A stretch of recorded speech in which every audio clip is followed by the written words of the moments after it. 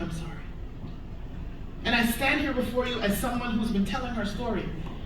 Long before I went to anybody's seminary, I started telling my story. And I stand here bearing witness to you that every time I tell the story, I restory my story, and God heals. And He heals. And He restores. So I can walk into rooms and I don't care what you think you know or who you think you know or what you think you have, you are not more loved than me. And the one who tells me that I'm loved is Jesus. And if you want some of this, you're in the right place. In order for our trees to bear the fruit that we were designed to, we need to get nourishment. Psalm 92:12 says we're like a palm tree and we're like a cedar of Lebanon. And as we move into this idea of understanding of how to bear the fruit that we were designed to bear, the question I want to ask you is, do you know what season you're in?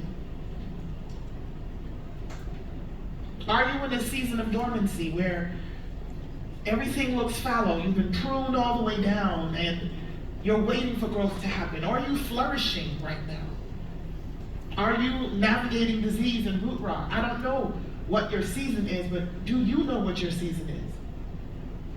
So when a palm tree is thriving, one palm tree can produce 200 plus pounds of dates per year. What do dates do? They sustain desert travelers. They provide their high energy and they're long lasting. Our fruit is meant to sustain others in their journey. Galatians 5:22 and 23 talks about the fruit of the Spirit: love, joy, peace, patience, kindness, faithfulness, gentleness, and self-control. Some women in this room are called to nourish, encourage, hospitality, teaching, mercy. And I'm not talking about doing it to earn the favor or to earn likes. I'm talking about you get up and you just like, how do I love on you, baby? Like all you want to do is love on somebody. You want to cook for them and fix things for them. Some of us are called to do that. Right now I'm currently baking sourdough bread. I'm late to the party because I heard during COVID it was a thing. During COVID I was trying to finish my PhD. So I wasn't baking anybody's sourdough bread. But right now I'm baking sourdough bread. And you know what sourdough bread is teaching me? I don't have any power. I have no control. That it takes days. Right? That the stuff has to sit out to ferment. And the more bubbles it has, the better it's going to be. Right? That I have to follow the instructions. Thank you so much. That I can't experiment the way that I want to. And when I do it, and now one of my students, she came to the house and she designed the thing, and I was like, oh, so now I'm out here cutting stuff and doing all kinds of things. Don't be like me. Don't try to make sourdough bread based on what you know how to make dumplings. Or puff puff. You're like, I know how to do this. It's flour, it's water. I can do this. No, it's not. I started baking sourdough. I didn't even have all the right tools. I think you know something. No. Google it. Thank you. So some of us are called to nourish, encourage, hospitality, teaching, mercy. We feed people's souls. Proverbs 11:25 says, a generous person will prosper. However, whoever refreshes others will be refreshed. That means our words, our presence, and our gifts bring sweetness to bitter places. One of my best friends, I think she came out here to preach Preachfield a few years back, Adrienne Townsend Benton. Let me tell you, that's my girl. Yes, all y'all want. That's my girl. And I want to be like her when I grow up so bad. From the first time I met her, I was like, she's beautiful and she's so kind and so gentle. And I want to throw hands. And I was like, oh, Lord, help me. Help me, Lord, to be like Ace. Some of us are like that. Now, there's a cost to bearing dates. Palm trees must be cultivated, pruned, and tended. Fruit bearing requires discipline. John 15, one of my favorite passages of scripture. Every branch that does not bear fruit, the gardener prunes so that it will be even more fruitful. You can't be following Jesus and telling Jesus, just leave me, let me be. Because if you're in the vine, if you're in the relationship with God, you are to produce fruit. And because of the vantage point of the vine dresser is going to cut you, and he's going to cut you and cut you. Like, don't cut that. I want to hold on to that. Don't touch that. No. Trust me. But the thing is, when the vine dresser comes in and prunes, what happens is you bear much more fruit. A little bit of pruning, a little bit of fruit. The appropriate pruning, watch out, world. What is God pruning in your life right now? I know what he's pruning in mine, and I'm so sick of him pruning. I'm like, can we move on to something else? But I turn around and we back to fear again. Why are you afraid? Because I want to be in control. Oh. Okay. I surrender. Till the next time. He's also come for my pride. He's like, girl, what's the story you're telling yourself about why you're doing what you're doing? Well, I mean, oh. He's pruning me of my need to be needed. I'm at that stage of life where, in the middle years, and I'm looking at what's left. Wondering about, will they miss me? Do they value me? Do they see I have so much I want to share? I'm the only one in the room? I'm the only one? Okay. You see how they're laughing, younger ladies? You see how they're laughing? Just look and see who's laughing real hard. Because we're at that stage of our lives. Many of us, we're looking at the last third of our lives. And we're wondering, what are we supposed to be doing? And the way they love to put all the young people up front. That's what we say, all the young people, the old ageism. Here we go back and forth. Yes. I see you, sis. You know exactly what I'm talking about. And I'm an Xer, so we always have an attitude. Because the boomers won't leave. And I don't want you to die. Notice I said leave. The boomers don't want to leave. And then the millennials and Gen Zers are like, just let me in, because I know what I'm doing.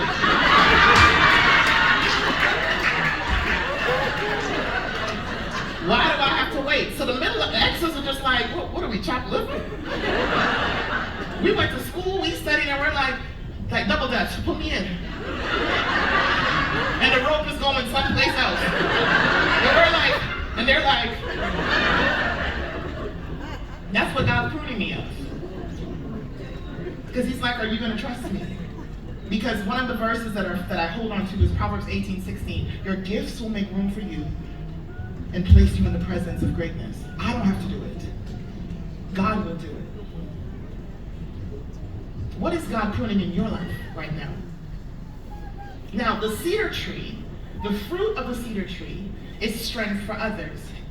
The cedar produces timber, and timber is durable, protective, foundational. Cedar was used to build the temple. It's used to build ships and palaces. It's resistant to rot and insects, and it lasts for generations. Our fruit is meant to build others up. The temple was lined with cedar. And for those of us who are cedars, we are called to build. So we are leaders. We provide structure, wisdom, and stability. We provide shelter and foundation. Our strength creates safe places for others to flourish.